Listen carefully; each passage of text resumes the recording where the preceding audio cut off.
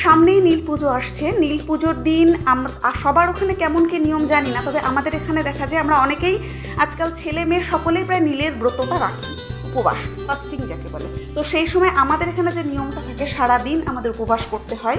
তারপর বেশ কিছুটা দূরে গিয়ে মন্দিরে গিয়ে শিবলিঙ্গের মাথায় জল দিয়ে আসার পর আমাদেরকে কিছু খেতে দেয়।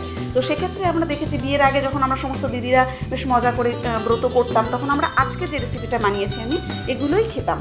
তো নমস্কার, আমি সুতপা। আজকে আমি যে রেসিপিটা নিয়ে এসেছি, এখানে নীল পুজো ছাড়াও যে কোনো ব্রততে আমরা এটা খেতে পারি। তো শুরু করছি, আসুন শুরু করি। প্রথমে কি করেছি, আমি একটা বেল নিয়েছি। এখন বেলের সিজন, প্রচুর পরিমাণে বেল পাওয়া যায়। আমরা অনেকে বেল খেতে চাই না, কারণ বেলের ভিতরে যে আঠালো পদার্থ থাকে সেটা আমাদের অনেকেরই অপছন্দ, বিশেষ করে বাচ্চারা তো খেতেই চায় না। কিন্তু বেল দিয়ে এত সুন্দর জুস বানানো যায়, যেটা সত্যি খুব হেলদি, টেস্টি। এবং আমাদের এই যে ব্রতর সময় আমরা সারাদিন জল দিয়ে আসার পরেও যদি এই বেলের এক গ্লাস জুস খেয়ে নিই, বেশ শক্তি আমাদের মধ্যে চলে আসে, বেশ ভালোই লাগে। তো বেলের শাঁসটাকে আমি প্রথমে ছাড়িয়ে একটা পাত্রে নিয়ে পরিমাণ মতো জল আর বেশ কিছুটা চিনি দিয়ে এটাকে প্রথমে আমি ভিজিয়ে রাখছি। এটাকে আমি ভিজিয়ে এক পাশে রেখে দিলাম, কারণ ওটা ভেজতে একটু সময় লাগবে। তারপরে আমি একটা কেক টিন নিয়েছি। এবার এখানে আপনাদের বাড়িতে কেক টিন না থাকলে টিফিন বক্স নিতে পারেন, বা এরকম টাইপের কোনো বাটি ঘটি যা খুশি নিলেও চলবে। এখানে আমি বাটার পেপার ইউজ করেছি, চাইলে সাদা কাগজ বাড়িতে থাকলে সেটা ব্যবহার করুন। এবার দেখুন আমি যেভাবে দেখাচ্ছি, একটা সাদা কাগজকে ঠিক এভাবে মেপে পেছন দিক দিয়ে একটু কেটে নিলে এইভাবে কাগজটা ভিতরে থেকে যায়। হলো। এবার আমি একটা ছাতুর প্যাকেট নিয়েছি। আপনারা যে কোনো ব্র্যান্ডে যে কোনো ছাতু নিতে পারেন, যার যেটা ভালো লাগে। ছাতুটাকে নিয়েছি, এখানে মেন জিনিস যেটা ছাতু। ছাতু আমরা অনেকেই নীল পুজোয় ছাতুর ঘোল খাই, যেটাকে আমরা শরবতের মতো করে খাই, সেটাও খুব শরীর ঠান্ডা করে। কিন্তু উপবাস করার সময় আমাদের যেমন যে নিয়মটা ছিল যে সারাদিন রান্না করা হবে না, রান্না টান্না বন্ধ, এসে ছাতু খেতে হতো। তা তখন অত গোছালো ছিল না, অগোছালোভাবেই খেয়ে নিতাম, ফলও খেতাম। কিন্তু সেইগুলোকে যদি গুছিয়ে এক জায়গায় করে বেশ সুন্দর করে প্রেজেন্ট করা হয়, মানে প্রেজেন্টেশনটা কিন্তু একটা সাংঘাতিক ব্যাপার। তো আজকে যে জিনিসটা আমি বানাচ্ছি, সেটাকে বানিয়ে রেখে ফ্রিজে বেশ কিছুক্ষণ রাখার পর যদি আমি জল দিতে যাই মন্দিরে, ফিরে আসার পরে ঠান্ডা ঠান্ডা শরবত সাথে এই এটার এক স্লাইস বা এক পিস তুলে খেয়ে নিলে তার খিদেটাও মিটবে, প্লাস শরীরে একটা শক্তি আসবে। আর বাচ্চারাও থেকে পেটটাও কিন্তু ভীষণ ভালো ভরে, মানে মনেই হয় না যে উপবাস করে আছি। কিন্তু এটা মানে উপবাস মানে এক্ষেত্রে কিন্তু নীল পুজোর ক্ষেত্রে যেটা পুরোটাই যে একাদশীর মতো পুরো না খেয়ে থাকলে ওরকম ব্যাপার নেই, মানে এটা আমাদের ক্ষেত্রে। এবার আপনাদের ওখানে কেমন কী নিয়ম আমাদের জানাবেন।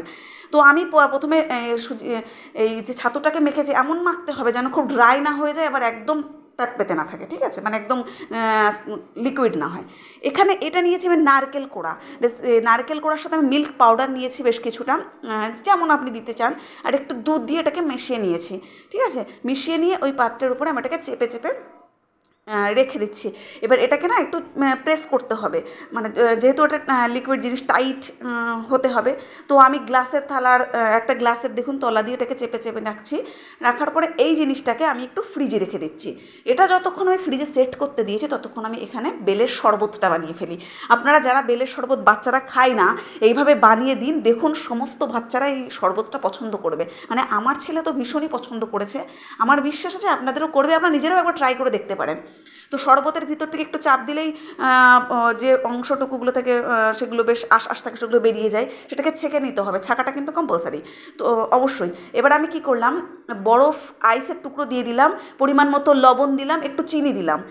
এবার আমি একটা পাত্রে, যেভাবে বাচ্চাদেরকে বা আমরা নিজেরাও যেটা খেতে পারি, একটা গ্লাসে কয়েক টুকরো বরফ নিলাম, একটা লেবুর টুকরো নিলাম। এখানে কিন্তু আপনারা যেটা করতে পারেন, কী বলো ওটাকে, লেবুর পাতাও দিতে পারেন, অথবা লেবুর পাতাও ইউজ করতে পারেন। আর তার ভিতরে আমি লেবুর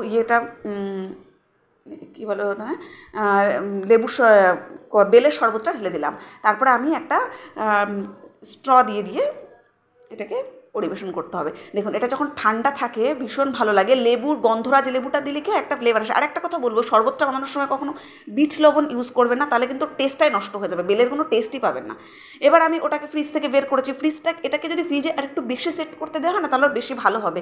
তো আমি একটু তাড়াতাড়ি বের করে নিয়েছি।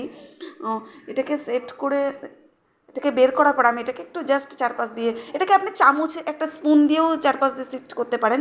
তারপরে এর উপরে আমি ইউজ করেছি ফল। আমরা কিন্তু সেই ব্রতর দিন কিন্তু প্রচুর ফল খাই, বিভিন্ন রকম ফল খাই, তো সেই ফলগুলোকেই জাস্ট এর উপরে সাজিয়ে দিলে দেখতেও ভালো লাগে জিনিসটা, আর খেতেও, আর বলে না দেখনদারি ভালো হলে সেটা খেতেও ভালো লাগে।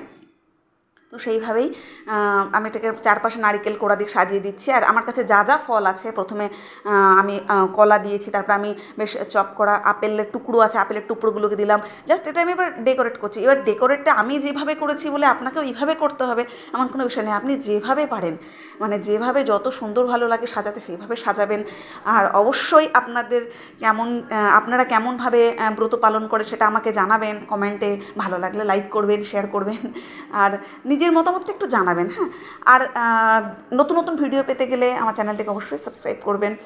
আর এখানে আমি যে সমস্ত ফ্রুটগুলো আমার কাছে আছে আমি সেগুলো দিয়ে দিলাম।